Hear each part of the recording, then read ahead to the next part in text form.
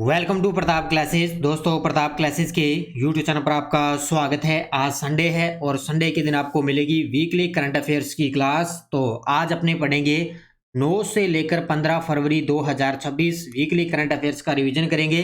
और इस क्लास के अंदर हमने टॉप से टॉप जो 50 एमसीक्यू क्वेश्चन है उन क्वेश्चनों को रिवीजन करेंगे। तो ये साप्ताहिक करंट अफेयर्स की क्लास जो डेली हमने सब कुछ पढ़ा है डिटेल के माध्यम से, तो संडे के दिन आपको सिर्फ उसका रिवीजन मिलता है ताकि करंट अफेयर्स जो अच्छे तरीके से आपका रिवीजन हो जाए। और जो भी साथी UPSC, RPSC, RSSB, SI, CAT exam, LDC, first grade, railway 2026 प्रत्येक एग्जाम के लिए ये क्लास आपके लिए रिवीजन और डेली क्लास आपको करंट अफेयर्स की मिलती रहेगी। और आज एक विशेष दिन भी है, आज संडे के दिन, क्योंकि विशेष दिन ये है कि महाशिवरात्रि का आज दिन है, महादेव जी का दिन है। तो सभी साथियों को बहुत बहुत शुभकामनाएं। इसी के अवसर पर शिवरात्रि का जो महा ऑफर है वो आपके लिए प्रताप क्लासेस एप्लीकेशन पे चल रहा है, स्पेशल ऑफर। और जितनी भी अपनी करंट अफेयर्स की टेस्ट सीरीज है उन पे आज 50% का ऑफ रहेगा। कल भी था 50% ऑफ और आज भी आपके लिए 12 बजे तक 50% ऑफ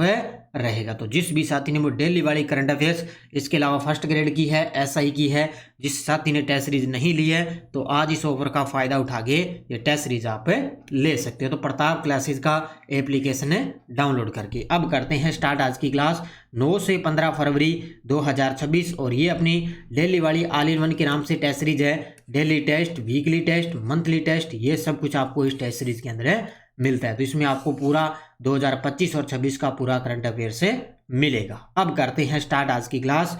सभी साथी एक बार करेंगे सेशन को लाइक शेयर। सभी साथियों को प्यार भरा नमस्कार, गुड मॉर्निंग।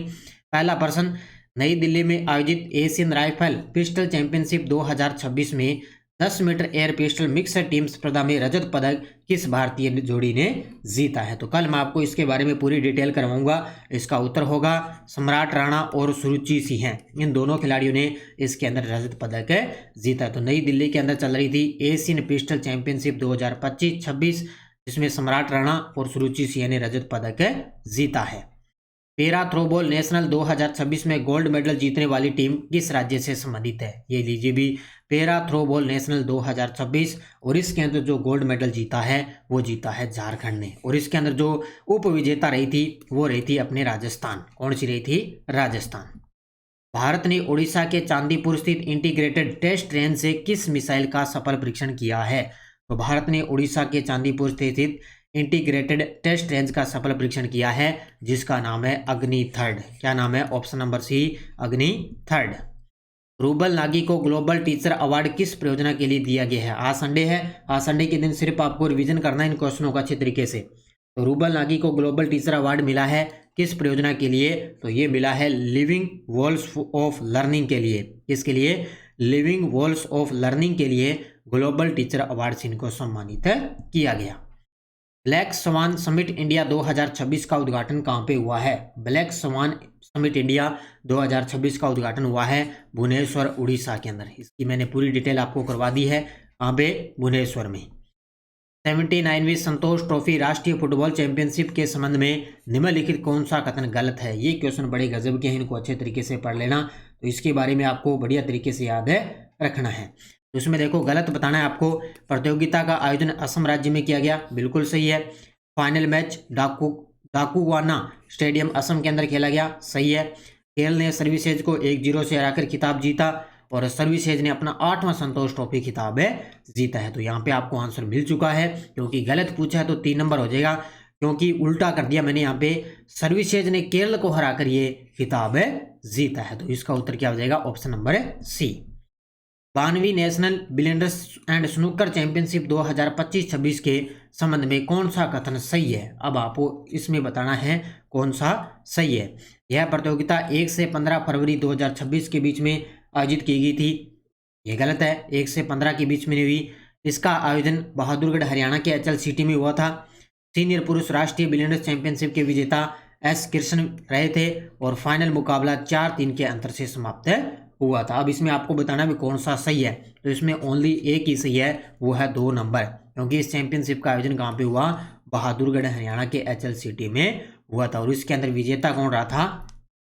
सौरव कोठारी कौन रहे थे इसके अंदर विजेता? सौरव कोठारी रहे थे। और ये 7 से लेकर 27 जनवरी 7 जनवरी से 27 जनवरी तक इसका आयोजन किया गया।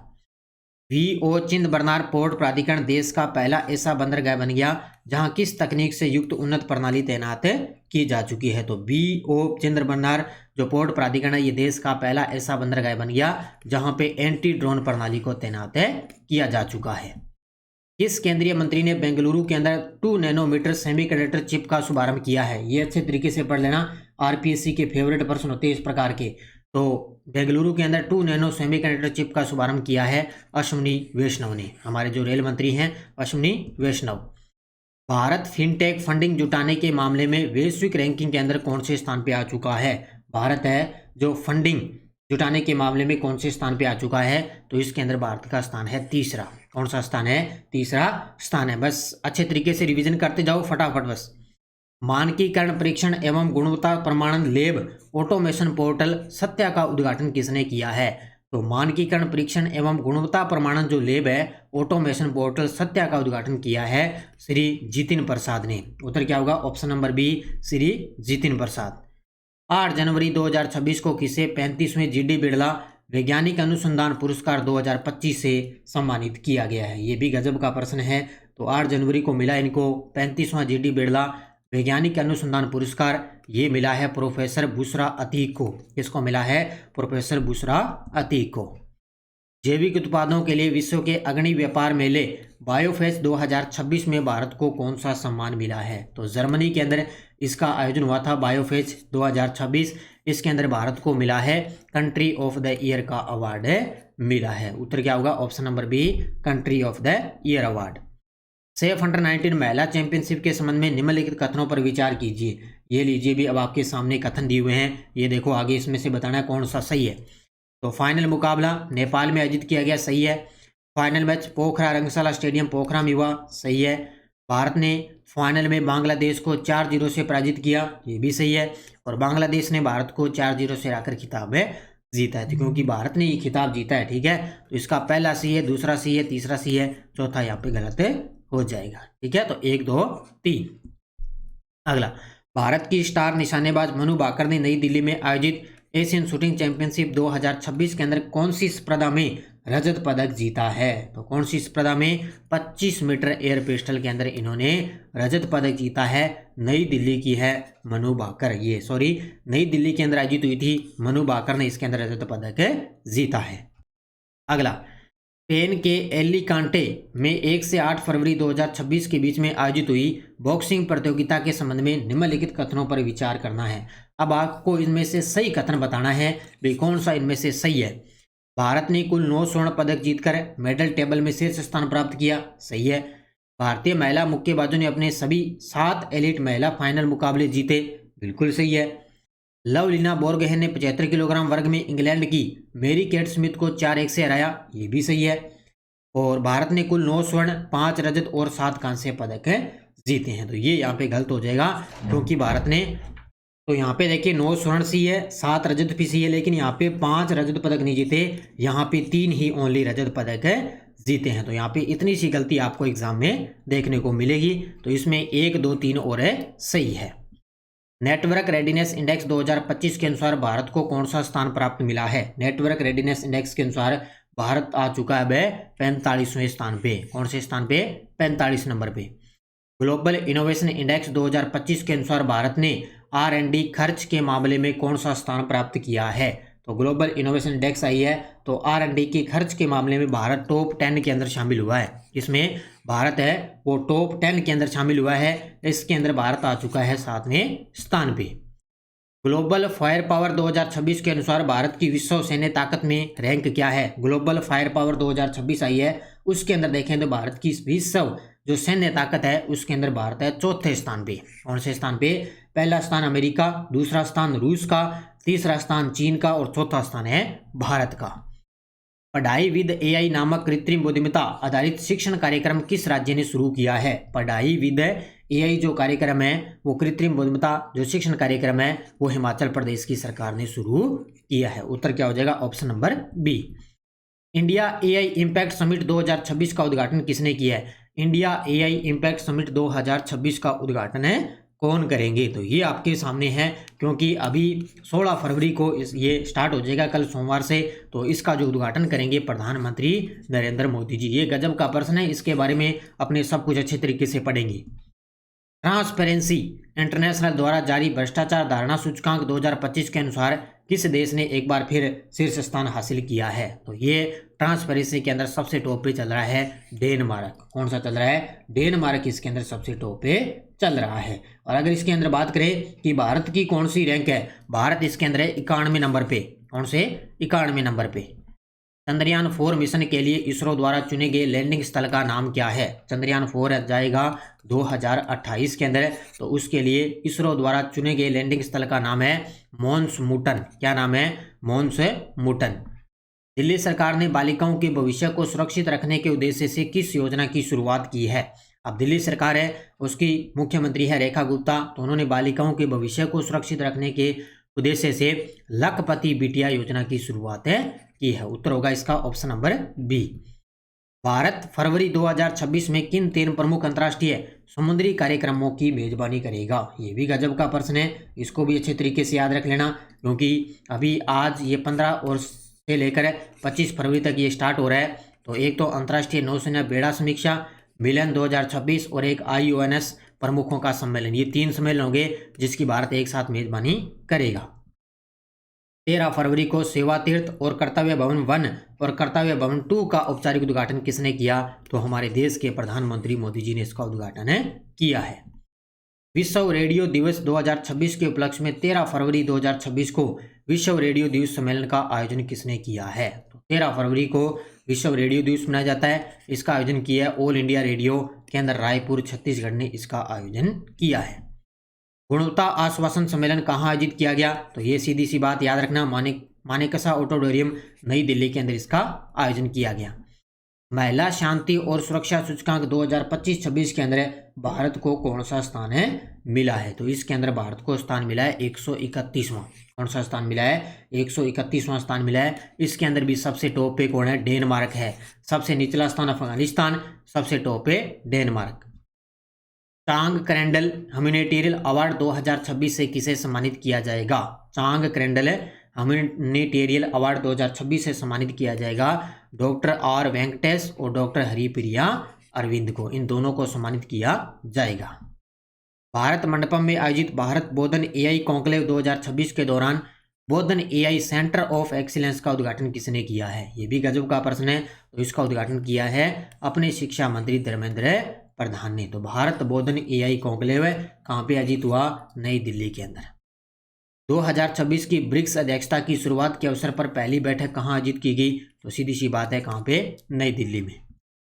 हाथी पांव रोग के उन्मूलन के लिए केंद्र सरकार ने देश भर के प्रभावित राज्यों में कौन सा अभियान शुरू किया है? हाथी पांव रोग के उन्मूलन के लिए केंद्र सरकार ने देश भर के जो प्रभावित राज्य हैं उनके लिए सालाना सामूहिक दवा वितरण अभियान शुरू किया है। Option number B correct answer. स्त्री सुरक्षा योजना का शुभारंभ किसने किया? तो केरल के जो मुख्यमंत्री हैं पिनरई विजयन, जिन्होंने इस योजना की शुरुआत की है।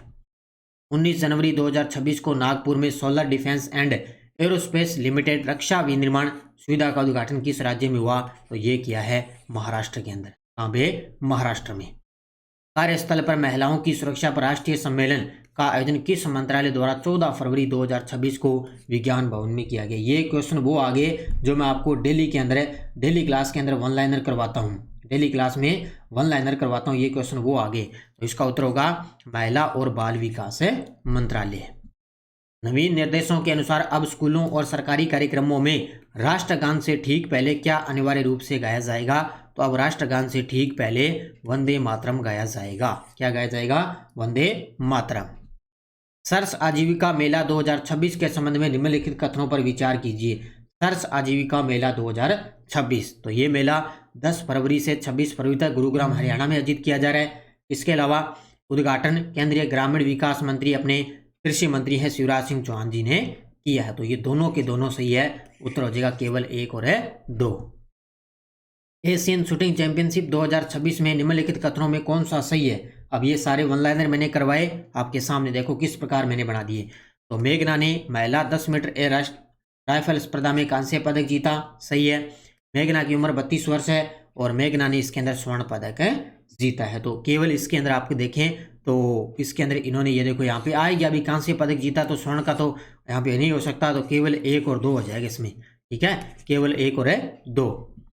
राष्ट्रीय भारोत्तोलन चैंपियनशिप 2026 में पुरुष 65 किलोग्राम वर्ग का स्वर्ण पदक किसने जीता है? तो राष्ट्रीय भारोत्तोलन चैंपियनशिप हुई, उसके अंदर पुरुषों के अंदर 65 किलोग्राम वर्ग के अंदर स्वर्ण पदक जीता है एम राजा, जो तमिलनाडु से संबंधित है।